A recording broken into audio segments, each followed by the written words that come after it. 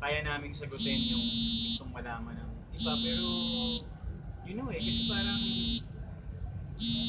it's almost impossible kasi it's too personal.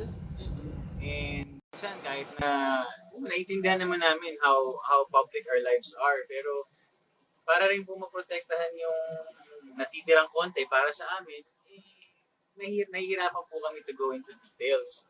Pero we always try our best na ibigay sa public namin at sa inyo yung Kaya. yung kaya namin, yung maibabahagi lang namin.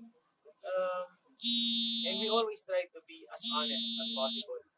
Kasi after all, napakaliit lang ng mundo nating lahat eh. Diba? Kahit sabihin, kahit nga punta ka ng Hong Kong, kahit Zimbabwe pa. Diba merong makakita sa'yo.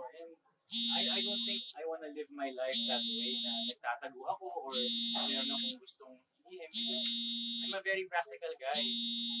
What you see is what you get. Parang kung meron akong mahal, I'm not gonna go shouting it to the whole world. Pero hindi po ako magtatago.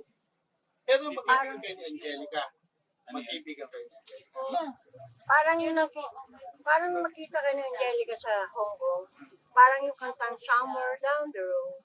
I love that about you. Of course. Somewhere down the road, nakita ni Lloydie sa